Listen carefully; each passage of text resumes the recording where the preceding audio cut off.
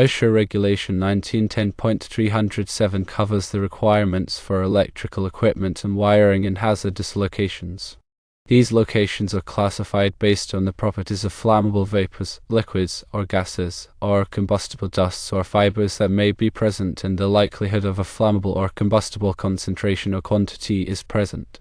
Hazardous locations can be found in places such as aircraft hangars, gasoline dispensing and service stations, bulk storage plants, paint finishing plants, healthcare facilities, agricultural facilities, marinas, boat yards, and chemical processing plants.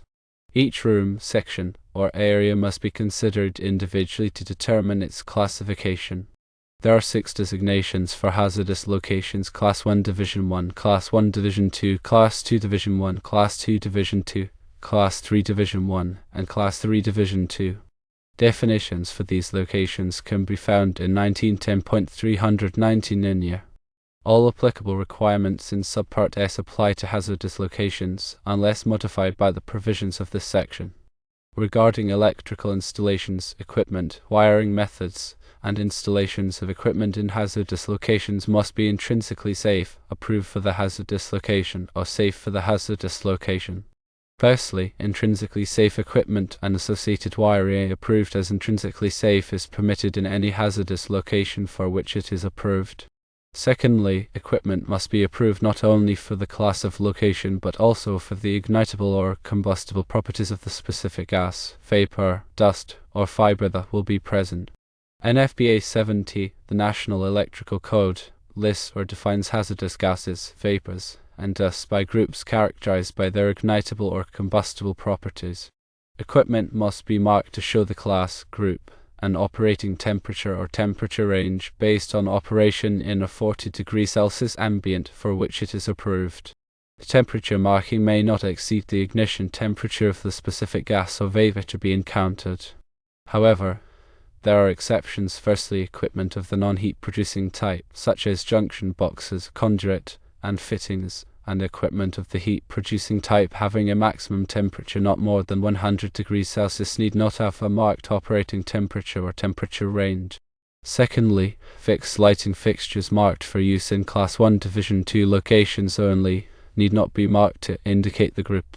Thirdly, fixed general-purpose equipment in Class 1 locations, other than lighting fixtures, which is acceptable for use in Class 1 Division 2 locations, need not be marked with the class, group, division, or operating temperature. Fourthly, fixed dust-tight equipment, other than lighting fixtures, which is acceptable for use in Class 2 Division 2 and Class 3 locations, need not be marked with the class, group, division, or operating temperature. Thirdly, equipment that is safe for the location must be of a type and design that will provide protection from the hazards arising from the combustibility and flammability of vapors, liquids, gases, dusts, or fibers. The National Electrical Code, NFPA 70, contains guidelines for determining the type and design of equipment and installations that will meet this requirement. The guidelines address electrical wiring, equipment, and systems installed in hazardous locations and contain specific provisions for wiring methods, wiring connections, conductor insulation, flexible cords, sealing and drainage, transformers, capacitors, switches, circuit breakers, fuses, motor controllers, receptacles, attachment plugs, meters, relays, instruments, resistors, generators, motors, lighting fixtures, storage, battery charging equipment, electric cranes, electric hoists and similar equipment, utilization equipment, signaling systems, alarm systems, remote control systems, local loudspeaker and communication systems, ventilation piping, live parts, lightning surge protection, and grounding. Compliance with these guidelines constitutes one means, but not the only means, of compliance with this paragraph. All conduits must be threaded and made wrench tight. Where it is impractical to make a threaded joint tight, the bonding jumper must be utilized. Equipment approved for a Division 1 location may be installed in a Division 2 location of the same class and group. General-purpose equipment or equipment in general-purpose enclosures may be installed in Division 2 locations if the equipment does not constitute a source of ignition under normal operating conditions. When dealing with customers who are hesitant to pay for properly listed electrical equipment, especially in the absence of strict state and local laws, it is important to emphasize the significance of adhering to OSHA and federal regulations. OSHA mandates that electrical equipment in hazardous locations must be intrinsically safe, approved for the specific hazardous location, or deemed safe for that location. The term approved specifically refers to equipment that has undergone rigorous testing and has been certified by a nationally recognized testing laboratory or NRTL, such as UL or CSA, that is recognized by OSHA. This ensures that the equipment meets stringent safety standards and is suitable for use in environments where flammable or combustible materials are present. While there are avenues for approving custom equipment or equipment that is not typically listed, these processes involve comprehensive safety analyses and adherence to strict guidelines.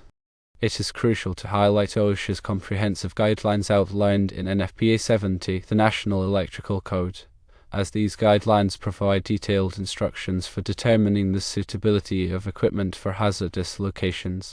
Compliance with these regulations is not merely a legal requirement but a fundamental aspect of ensuring safety.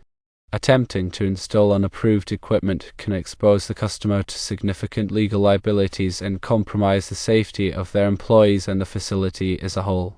By emphasizing the importance of safety and legal compliance, you can help customers understand the value of investing in properly listed electrical equipment and avoid potential risks associated with non-compliance.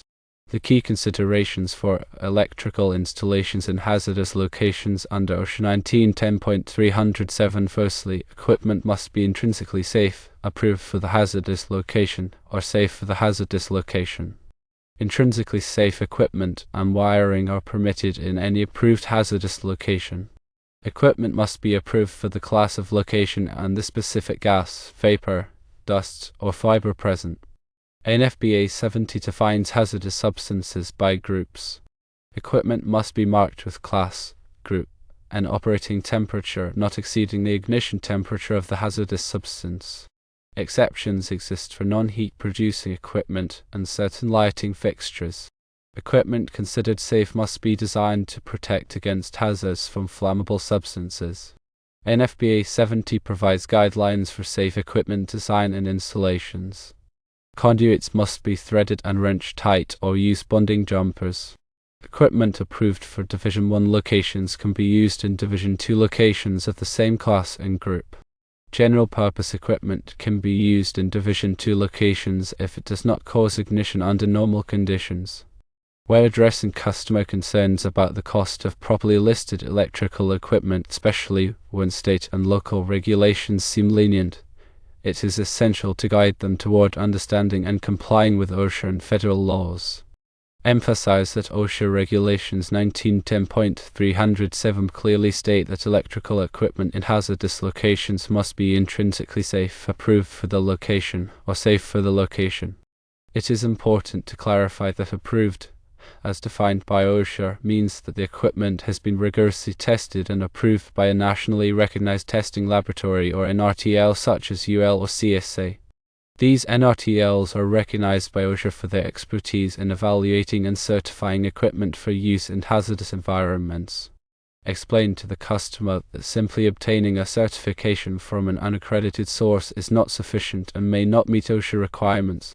While there may be some flexibility for setting up custom equipment or approving equipment that is not typically listed, these options require a comprehensive safety analysis and adherence to strict guidelines.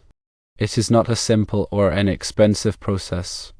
Refer the customer to OSHA's comprehensive guidelines in NFPA 70, the National Electrical Code, for detailed information on determining the suitability of equipment for hazardous locations. Highlight that compliance with these regulations is not only a legal requirement but also a critical measure for ensuring the safety of their employees and facilities. Explain that attempting to cut costs by installing unapproved equipment can expose them to significant legal liabilities, including fines, penalties, and potential lawsuits. Moreover, it can compromise the safety of their operations, leading to accidents, injuries, and even fatalities. By emphasizing the importance of safety and legal compliance, you can help the customer understand the value of investing in properly listed electrical equipment and avoid the potential risks associated with non-compliance. To effectively communicate the importance of OSHA regulations to customers who are hesitant to invest in properly listed electrical equipment, especially when state and local laws are perceived as less stringent, consider the following approach. Firstly, emphasize the legal implications of non-compliance. Explain that OSHA regulations are federal laws, and non-compliance can result in significant fines, penalties, and legal liabilities. Remind them that ignorance of the law is not an excuse and that they are responsible for ensuring the safety of their workplace. Secondly, highlight the safety risks associated with unapproved equipment. Explain that unapproved equipment may not meet the required safety standards for hazardous locations, increasing the risk of explosions, fires, and electrical shocks. Emphasize that these incidents can cause serious injuries, fatalities, and property damage. Thirdly, provide examples of real-world incidents caused by non-compliance. Share case studies or news reports of accidents and incidents that occurred due to the use of unapproved equipment in hazardous locations. This will help them understand the potential consequences of their decisions. Fourthly, explain the importance of NRTL certifications. Clarify that NRTLs like UL and CSA are independent organizations that rigorously test and certify equipment to ensure it meets established safety standards. Explain that equipment with NRTL certifications has been thoroughly evaluated and is deemed safe for use in hazardous locations. Fifthly, offer alternative solutions for custom equipment or equipment that is not typically listed. Explain that there are processes for approving custom equipment or equipment that is not typically listed, but these processes require a comprehensive safety analysis and adherence to strict guidelines. Offer to assist them in finding qualified professionals who can help them navigate these processes. Sixthly, emphasize the long-term cost savings of compliance. Explain that while properly listed equipment may have a higher upfront cost, it can save them money in the long run by preventing accidents, injuries, and legal liabilities. Remind them that the cost of non-compliance can far outweigh the cost of compliance. Seventhly, provide access to relevant resources. Offer to provide them with copies of OSHA regulations, NFPA 70, and other relevant resources. This will help them understand the requirements and make informed decisions. Eighthly, build trust and credibility. Establish yourself as a trusted advisor by providing accurate information, demonstrating expertise, and offering solutions that meet their needs. This will increase their confidence in your recommendations and make them more likely to comply with OSHA regulations. By using this approach, you can effectively communicate the importance of OSHA regulations to customers and help them understand the value of investing in properly listed electrical equipment. When advising customers resistant to paying for listed electrical equipment in hazardous locations, especially without strict local laws, focus on the broader implications. Firstly, clarify the term approved under OSHA regulations. Approved means the equipment has been tested and certified by a nationally recognized testing laboratory or NRTL like UL or CSA. These organizations ensure the equipment meets specific safety standards for hazardous environments.